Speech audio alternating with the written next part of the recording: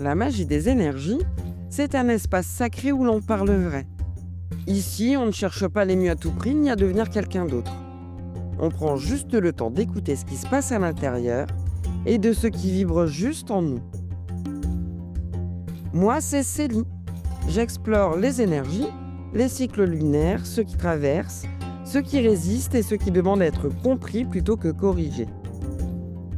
Cet espace est un endroit pour souffler, pas pour performer et encore moins pour prouver quoi que ce soit. Tu es là, ici et maintenant, juste pour être toi. Alors bienvenue à toutes et à tous dans la magie des énergies.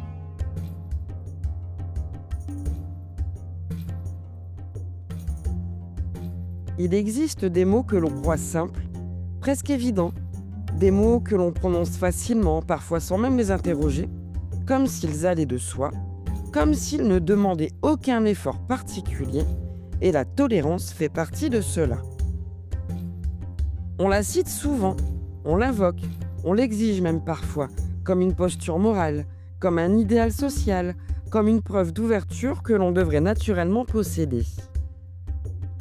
Et pourtant, dans la vraie vie, dans le quotidien, dans les relations humaines, ou même dans l'humanité de ce que l'on ressent vraiment, la tolérance est tout sauf simple.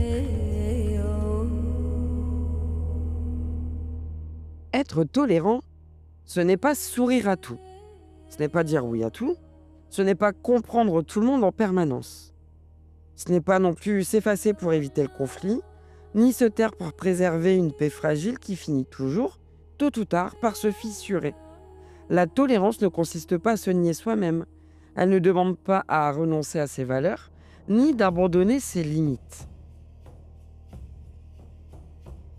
La tolérance commence précisément là où ça frotte. Là où l'autre ne pense pas comme nous. Là où ses mots, ses choix, ses silences, ou simplement sa manière d'être, viennent réveiller quelque chose de sensible, parfois de douloureux, parfois de profondément inconfortable en nous. C'est dans ces moments-là que tout se joue. Pas dans les grandes déclarations, mais dans ce qui se passe à l'intérieur, dans cette tension silencieuse entre ce que l'on ressent et ce que l'on choisit d'en faire.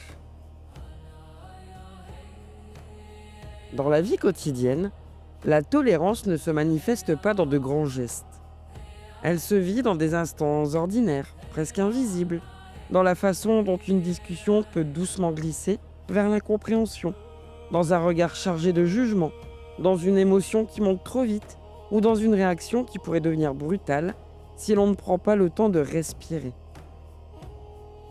Elle se vit aussi dans la fatigue, dans l'épuisement émotionnel, dans ce moment précis où l'on n'a plus l'énergie d'expliquer, plus la patience de nuancer et plus la force de faire un pas vers l'autre. Et c'est souvent là que tout devient plus dur.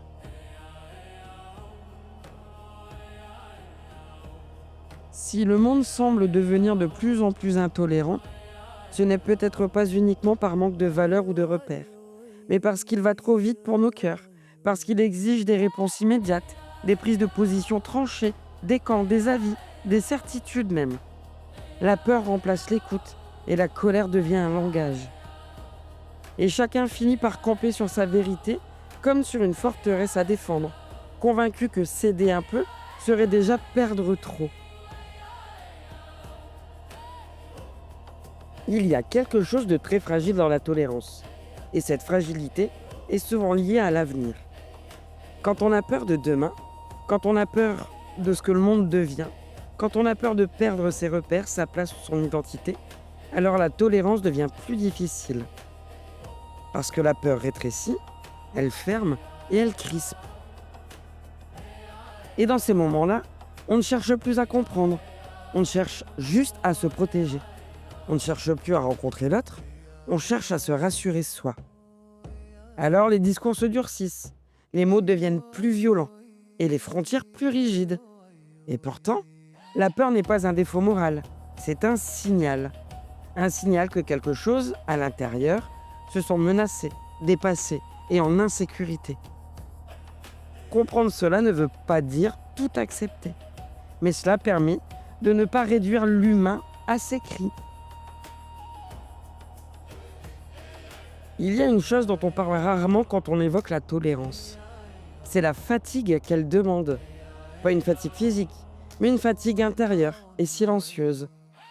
Celle qui s'accumule quand on observe, quand on encaisse, quand on retient ses réactions, quand on choisit de ne pas répondre à la violence par la violence. Parce qu'être tolérant, ce n'est pas être indifférent. C'est ressentir pleinement et décider malgré tout de ne pas durcir son cœur. Et parfois, cette fatigue est immense. Il y a des jours où l'on n'a plus envie d'expliquer, plus envie de comprendre, plus envie de faire l'effort d'ouvrir, quand tout à l'intérieur demande simplement du repos. Et c'est important de le dire, la tolérance ne doit jamais devenir une obligation permanente. Elle ne doit pas être une injonction de plus. Elle ne doit surtout pas nous voler le droit d'être fatigué.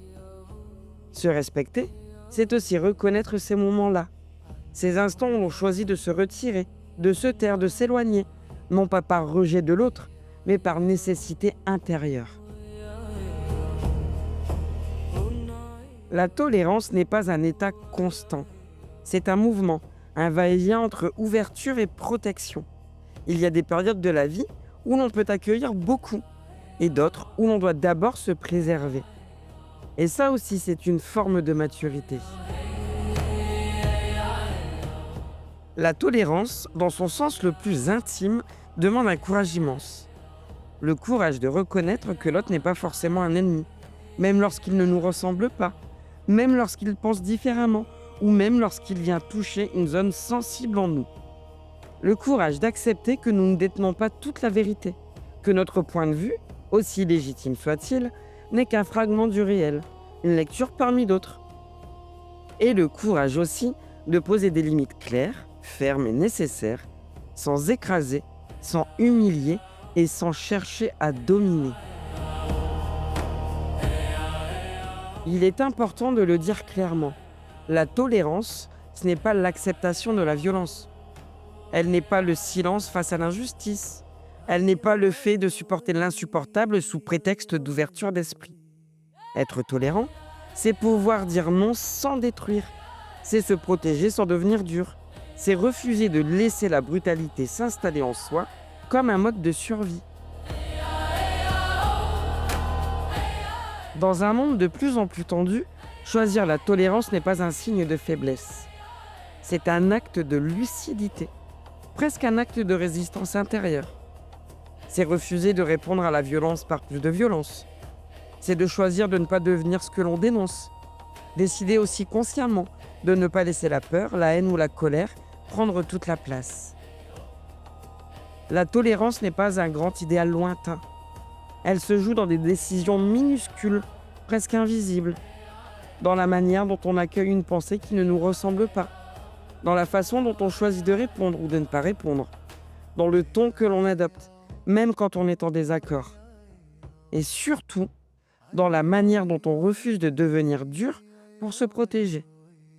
Parce que la tentation est là, toujours. Quand le monde devient agressif, la carapace semble être une solution. Mais une carapace protège autant qu'elle isole.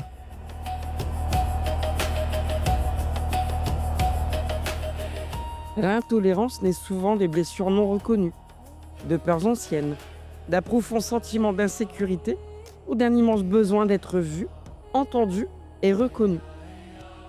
Et tant que ces blessures restent ignorées, elles continuent de s'exprimer maladroitement, par des attaques, par des rejets ou par des mots qui dépassent la pensée. Alors peut-être que la vraie question n'est pas seulement comment être plus tolérant avec les autres, mais plutôt qu'est-ce qui en moi demande encore à être apaisé, accueilli, réparé pour que je n'ai plus besoin d'attaquer l'autre pour me sentir exister. La tolérance commence toujours à l'intérieur, dans la façon dont on se parle, dont on se juge, dont on s'autorise à être imparfait, vulnérable en chemin. Et peut-être qu'en apprenant à se respecter soi-même avec plus de douceur et de vérité, on peut, peu à peu, réapprendre à vivre ensemble sans domination, sans violence et sans renoncement. On parle beaucoup de tolérance envers les autres, mais on oublie souvent la plus difficile de toutes. La tolérance envers soi-même. Celle qui consiste à accepter de ne pas toujours être au top, de ne pas toujours être patiente ou patient, et de ne pas toujours être capable d'accueillir. Celle qui reconnaît que certaines paroles blessent trop, que certaines énergies fatiguent trop, que certains contextes demandent de la distance et non plus de l'effort. Être tolérant envers soi, ce n'est pas se refermer sur le monde, c'est écouter ses limites avant qu'elles ne deviennent des murs. C'est comprendre que se préserver n'est pas une trahison de ses valeurs, mais une condition pour continuer à les incarner. Et peut-être que dans un monde qui demande sans cesse plus d'ouverture, plus de compréhension ou d'adaptation, le véritable acte de tolérance commence là, dans le respect de son propre rythme intérieur. La tolérance n'est pas une destination que l'on atteint une fois pour toutes. C'est un chemin fragile, mouvant, parfois inconfortable que l'on choisit de reprendre chaque jour, même quand la fatigue est là, quand le monde semble perdre ses repères, quand la peur de l'avenir se fait sentir. Être tolérant, ce n'est pas tout supporter. Ce n'est pas se forcer à comprendre l'incompréhensible. C'est apprendre à se tenir debout, aligné, sans devenir dur.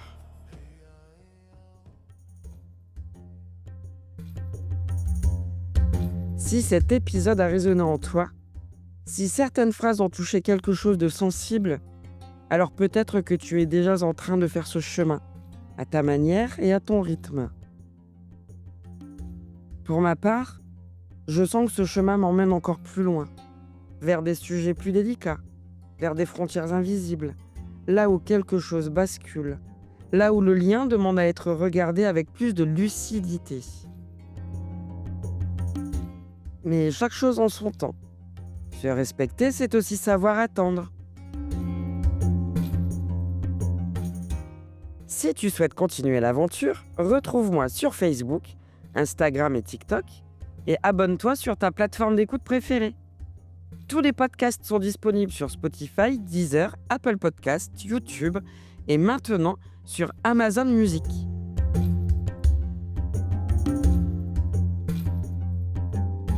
Merci pour votre écoute, pour votre fidélité et votre présence. Vous êtes chaque jour de plus en plus nombreux à m'écouter et à me suivre, et je vous en suis très reconnaissante. Sachez que tous les épisodes sont écrits et réalisés par moi-même. Alors merci pour votre soutien. Il m'est indispensable.